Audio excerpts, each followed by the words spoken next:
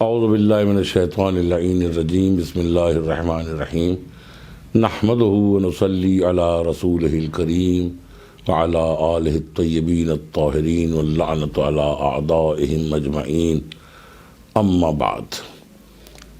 ظاہر ہے کہ آج 27 رجب ہے، یوم بعثت ہے۔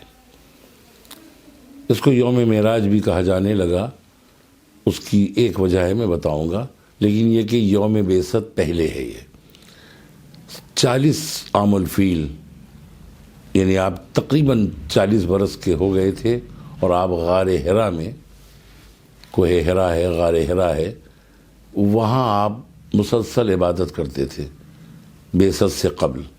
اور یہ جو 40 سال آپ نے گزارے ہیں، وہ اتنے کردار کے اعتبار سے اتنے اچھے تھے کہ کافر اور مشرک آپ کی بات تو نہیں مانتے تھے، لیکن یہ کہ آپ کو صادق اور امین مانتے تھے، سچا، کبھی آپ کو جھوٹا نہیں کہا ان لوگوں نے، اور امانت دار۔ چنانچہ کافر لوگ اپنی امانتیں پیغمبر کے پاس رکھ کے جاتے تھے، حالانکہ پیغمبر نہیں مانتے تھے، کہتے تھے کہ آپ ہمارے بتوں کے دشمن ہیں، لیکن پھر بھی صادق مانتے تھے۔ تو یہ 40 سال کا جو عرصہ ہے، اس میں کم سے کم 2 چیزیں پیغمبر اکرم کی 2 فضیلتیں سامنے آئیں، ایک آپ کا صادق ہونا اور ایک آپ کا امانت دار ہونا، امین ہونا۔ اور آپ مسلسل وہاں جاتے تھے اور عبادت کرتے تھے، اور جب آپ ظاہر ہے کہ وہیں عبادت میں مصروف تھے 40 عام الفیل میں، تو وہیں پروردگار عالم نے جبریل امین کو بھیجا، اور وہاں پر آپ کو قرآن کی گویا ابتدا کی اور مبعوث برسالت کیا۔ مبعوث برسالت یعنی اعلان رسالت کے لیے کہا کہ اب تم اعلان رسالت کرو۔ اقرا بسم ربک سے شروعات ہوتی ہے۔ اس کا مطلب یہ ہے کہ اگر کوئی یہ کہے کہ 40 برس تک پڑھے لکھے نہیں تھے اور 40 برس کی عمر میں رسول بنائے گئے، یہ غلط فہمی ہے۔ جس طرح سے امام بن کے پیدا ہوتا ہے، ویسے ہی نبی بن کے پیدا ہوتا ہے، نبی بعد میں نہیں بنایا جاتا ہے۔ ایسے ہی رسول بن کے پیدا ہوتا ہے۔ تو پیغمبر اکرم نبی بھی ہیں اور رسول بھی ہیں، لہذا آپ وقت ولادت سے ہی رسول تھے اور نبی تھے۔ صرف اعلان رسالت مصلحتاً اللہ کی مصلحت تھی، جو کہ 40 سال تک تو تم اپنے کردار کا، اپنی صداقت کا، اپنی امانت کا کلمہ پڑھوا لو، اس کے بعد پھر تم سے ایک بہت بڑا پیغام کہلوانا ہے، اور اس کی ابتدا 40 عام الفیل میں بعثت کے ذریعے سے ہو گئی۔ اب سن 2 بعثت میں، یہ جو معراج کی بات کہی جاتی ہے، تو کہتے ہیں سن 2 بعثت 27 رجب کو آپ کو معراج واقع ہوئی ہے مکے میں۔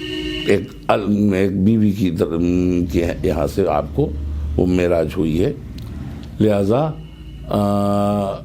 وہ کہا جائے گا کہ اس لیے ہم لوگ 27 رجب کو بھی یوم معراج یا شب معراج کے طور پہ بھی مناتے ہیں۔